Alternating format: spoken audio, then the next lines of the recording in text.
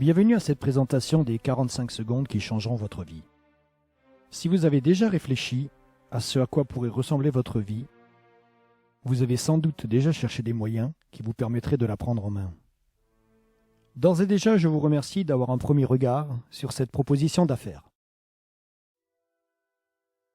Voyons comment prendre votre vie en main avec le marketing de réseau. Avez-vous déjà songé à ce que cela représenterait pour vous de prendre votre vie en main? Voilà ce que signifie pour moi le fait de prendre sa vie en main.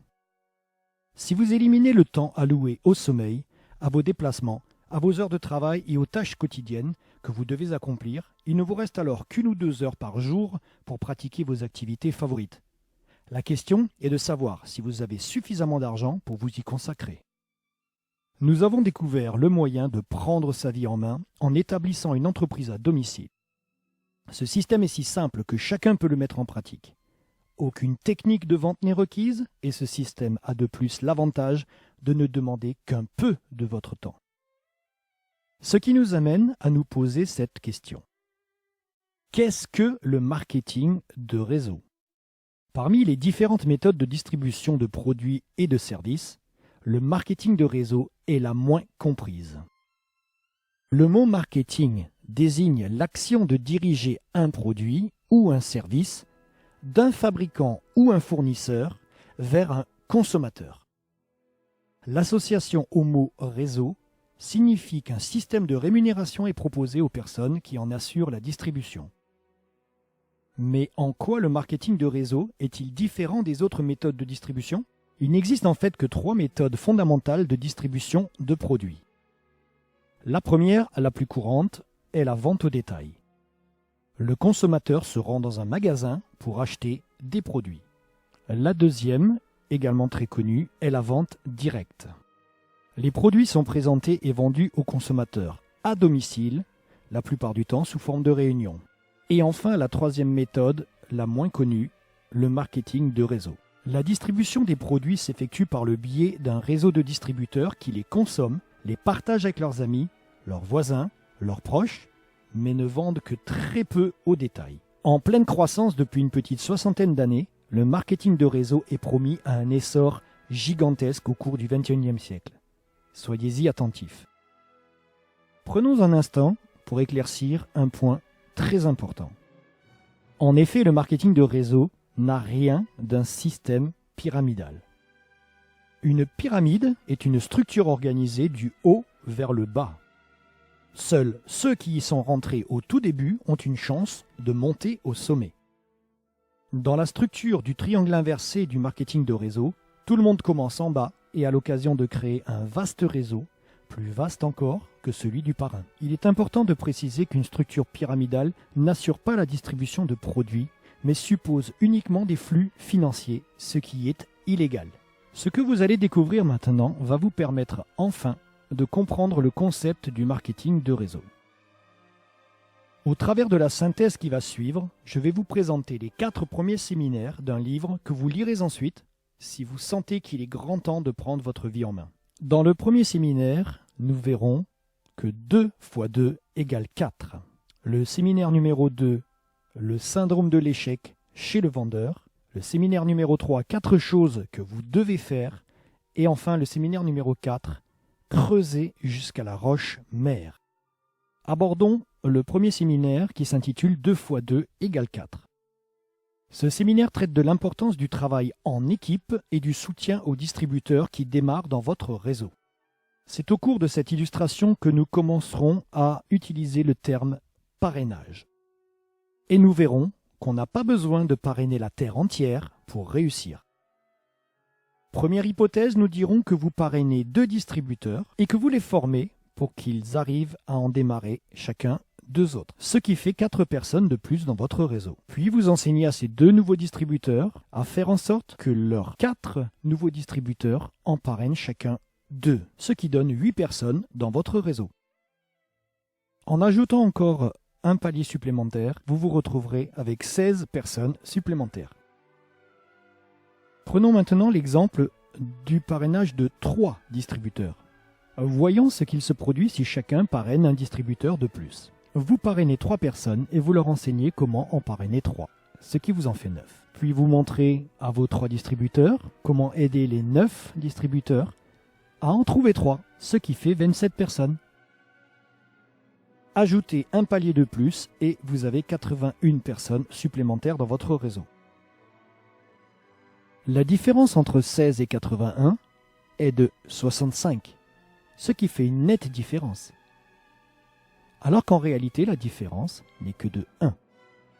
Prenons maintenant l'exemple d'un démarrage de 4 distributeurs.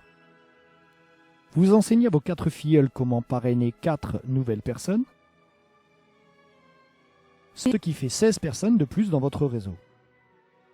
Puis, vous enseignez à vos 4 distributeurs comment faire pour que les 16 personnes en parrainent 4, ce qui donne 64 nouvelles personnes dans votre réseau. Encore un palier et votre réseau comptera 256 distributeurs en plus. Regardez maintenant la différence entre 16 et 256. Cette différence est de 240 et pourtant, vous n'avez parrainé et enseigné à parrainer que 2 personnes de plus. Terminons notre présentation par le parrainage de 5 distributeurs. 5 x 5 égale 25, x 5 égale 125, x 5 égale 625. La différence est maintenant monumentale. Cependant, la véritable différence n'est que de 3, puisque chaque distributeur n'a parrainé que 3 personnes de plus. Additionnons maintenant les chiffres encerclés et nous arrivons à un total de 780 personnes. Notez que pour trouver 5 distributeurs qui s'investissent à fond, vous devrez peut-être en parrainer 5, 10, 15 ou 20. Si l'on considère uniquement la consommation des produits par les 780 distributeurs du réseau, le chiffre d'affaires est déjà considérable. Imaginons maintenant que chacun des 780 distributeurs trouve 10 clients potentiels parmi ses amis, sa famille et ses proches. Nous obtenons un total de 7800 clients. Ajoutez à cela les 780 distributeurs du réseau, cela nous donne 8580 personnes. Ne pensez-vous pas qu'avec 8580 clients, votre entreprise ne pourra faire autrement que d'être très prospère? Mais attention, vous verrez au fil de cette synthèse que vous ne devez pas travailler simultanément avec plus de 5 distributeurs inscrits personnellement. Certes, une entreprise peut déjà être efficace avec 3 ou 4 distributeurs au premier palier, mais aucune ne peut le demeurer avec un effectif supérieur à 5. Le chapitre suivant traite du syndrome de l'échec chez le vendeur. Vous comprendrez pourquoi vous devriez plutôt parrainer 10 pédagogues plutôt que 10 vendeurs. Souvenez-vous, l'erreur la plus commune est de faire la confusion entre la vente directe et le marketing de réseau. C'est encore plus vrai pour les vendeurs, ce qui ne veut pas dire qu'ils ne réussiront jamais dans le marketing de réseau. Il leur faudra en revanche posséder une bonne compréhension de ces 4 séminaires qui s'avèrent primordiaux pour bien démarrer. On pense souvent, et les distributeurs en particulier, qu'il suffit de parrainer un nouveau distributeur pour dupliquer notre effort. Dans cet exemple, vous avez parrainé Thomas. Or, si vous quittez le réseau, Thomas le quittera aussi et le réseau sera interrompu. C'est pourquoi vous devez expliquer à vos distributeurs que la duplication ne se fait qu'à partir du 3e palier. Si au contraire vous avez appris à Thomas comment parrainer Carole, vous commencez alors vraiment à vous dupliquer vous-même. Mais si Thomas ne sait pas comment former Carole, le réseau sera interrompu à nouveau. C'est pourquoi vous devez enseigner à Thomas comment former Carole pour qu'elle puisse à son tour parrainer Béa. C'est après avoir constitué 3 paliers que la duplication intervient. Le réseau continuera à exister même si vous ne vous en occupez plus. Savoir enseigner, savoir former sont des gages de réussite dans le marketing de réseau. Alors qu'il n'est pas nécessaire de savoir vendre. En résumé, vous enseignez à Thomas comment former Carole à parrainer Béa.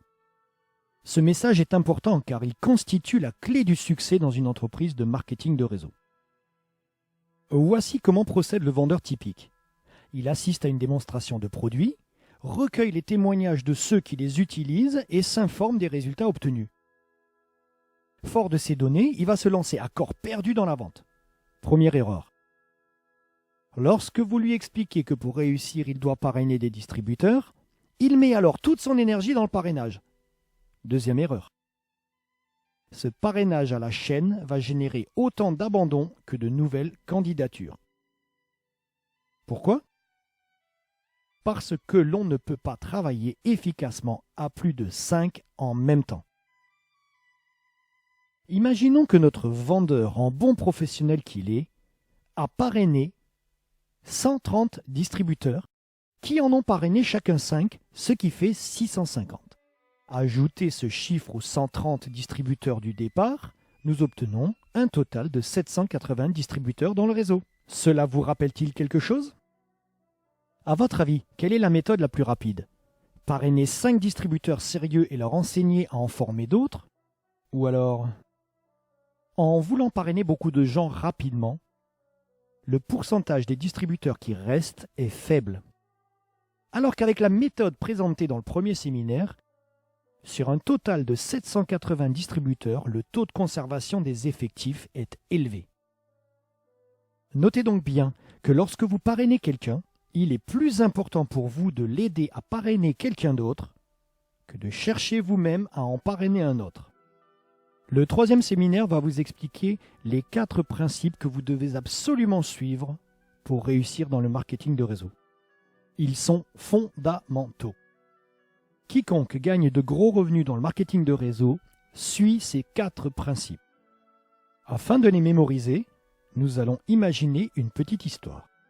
La grisaille de Paris vous pousse à prendre votre voiture pour aller dans le sud de la France, à Saint-Tropez. Quand vous serez arrivé à Saint-Tropez, vous aurez obtenu le niveau que vous visiez dans votre réseau. La première chose que vous devez faire est de monter dans votre voiture et de démarrer. Dans le marketing de réseau, personne n'a jamais réussi sans avoir d'abord démarré. Le capital de démarrage peut se situer entre 50, 100 ou même 500 € selon l'entreprise. Puisque vous partez en voyage, vous allez devoir acheter de l'essence, de l'huile, des produits qu'il vous faudra remplacer à plusieurs reprises. Dans le marketing de réseau, vous utiliserez encore et encore les produits de l'entreprise que vous représentez. D'ailleurs, la plupart des entreprises de marketing de réseau vendent des produits de consommation courante. Le troisième principe. La troisième chose que vous devez absolument faire est de passer en 4e vitesse. Vous n'avancerez pas tant que vous resterez au point mort. Dans le marketing de réseau, pour passer à la vitesse supérieure, il faut parrainer quelqu'un. Lorsque vous parrainez, vous passez en première. Votre nouveau distributeur parraine à son tour, vous passez en seconde. Ainsi de suite, jusqu'à passer la 4e vitesse. Au cours du voyage et à votre arrivée, vous partagerez les produits que vous distribuez. En général, c'est à ce moment qu'intervient la vente au détail. Si vous avez compris qu'il vaut mieux oublier l'étape numéro 4, la vente au détail, que zapper la numéro 3, passer en 4e vitesse, vous aurez acquis les réflexes du parfait distributeur de marketing de réseau. Notez toute l'importance du parrainage. Vous devez, dès le début, faire entrer à jamais le chiffre 5 dans votre esprit et dans l'esprit de votre futur distributeur. Ne cherchez pas des gens qui veulent vendre. Cherchez des personnes qui veulent gagner 1000, 2000 ou 3000 € de plus par mois sans avoir à aller travailler tous les jours. Tout le monde aimerait avoir ce genre de revenus par mois. Expliquez simplement au futur distributeur qu'il devra y consacrer 5 à 10 heures par semaine s'il souhaite constituer son réseau. Rappelez-vous, la boîte de vitesse n'est pas automatique. Ne pensez surtout pas que vous êtes incapable d'enseigner à quelqu'un ce que vous apprenez au fil de ces pages. Mais d'ailleurs, vous n'aurez pas à le faire tout de suite. Votre parrain vous aidera le temps que vous en connaissiez suffisamment pour bien enseigner. Son rôle est de vous soutenir et de vous former. Si ce travail donnait lieu à un examen, et si vous deviez répéter vos leçons 5, 6 ou même 10 fois pour espérer gagner 12 000 € au bout d'un an, hésiteriez-vous à investir 5 ou 10 heures par semaine pour arriver à ce résultat? Premièrement, vous montez et démarrez. Deuxième étape, vous utilisez les produits. Étape numéro 3, vous passez à la vitesse supérieure. Dernière étape, partagez avec vos amis. Le 4e séminaire va vous expliquer pourquoi il est important de travailler en profondeur. Il est fréquent que des distributeurs qui viennent d'entrer dans un réseau regardent courir ceux qui sont dans le peloton de tête et pensent qu'ils ne les rattraperont jamais. Détrompez-vous. Comme il n'y a pas de ligne d'arrivée dans une course de marketing de réseau, tout le monde peut gagner. Prenez l'exemple d'un gratte-ciel en chantier. On dirait qu'il faut une éternité avant de voir le bâtiment prendre forme. Mais une fois que les fondations sont en place, on a l'impression qu'il grimpe d'un étage par semaine, tellement la construction progresse vite. Imaginez-vous que ce gratte-ciel représente votre réseau tel qu'il sera un jour. Au début, vous allez creuser les fondations à la pelle. Ça prend du temps. Mais au fur et à mesure que vous allez aider vos distributeurs à parrainer, vous aurez besoin d'un bulldozer. Avant d'arriver au 3e palier, vu que vous atteignez la roche mère, la tâche devient vraiment difficile. Et il vous faut une pelle mécanique. Mais à l'instant où vous atteignez le 3e palier, vous pouvez enfin commencer à construire en hauteur. Quand vous serez parvenu au 4e palier, votre réseau commencera à avoir de l'ampleur. À partir de cet instant, votre édifice va s'élever rapidement. Donc, si après plusieurs mois rien ne se produit, ne vous découragez pas, c'est que les fondations sont encore en construction. Par pitié, ne faites pas comme le chercheur d'or qui creuse pendant des mois sans rien trouver et qui abandonne alors qu'il se trouve à quelques centimètres d'un filon important. En conclusion, le secret du succès dans le marketing de réseau consiste à enseigner la réussite aux autres. Un bon distributeur ne doit pas se préoccuper de son propre revenu, mais plutôt se concentrer sur la formation des distributeurs et sur le travail d'équipe. Mais cela prend du temps, car avant de pouvoir former les autres, vous devez vous-même avoir appris ce qu'il faut faire. Vous devez donc prendre l'engagement de retourner à l'école 5 à 10 heures par semaine pour vous familiariser avec l'entreprise. Ce que vous devez faire pour réussir dans le marketing de réseau se résume en 2 phrases. Faites-vous des amis si vous n'en avez pas encore. Faites connaissance avec les amis de vos amis. Les 10 séminaires des 45 secondes qui changeront votre vie de Don Failla sont reliés ensemble. Les chapitres qui suivent dans le livre répondront aux questions que vous vous posez peut-être en ce moment. Demandez à la personne qui vous a invité à cette synthèse de vous prêter ce livre pour que vous le lisiez en entier. Demandez-lui également de vous parler de l'entreprise qu'elle représente, des produits qu'elle distribue et de la méthode de marketing qu'elle utilise et des outils fournis. Il y a fort à parier que vous apprécierez la qualité des produits et la proposition d'affaires qui y est assortie pour que vous puissiez prendre votre vie en main. Il n'y a pas de hasard dans la vie. C'est ce que l'on pense, ce que l'on fait et ce que l'on dit qui provoque ce que l'on a.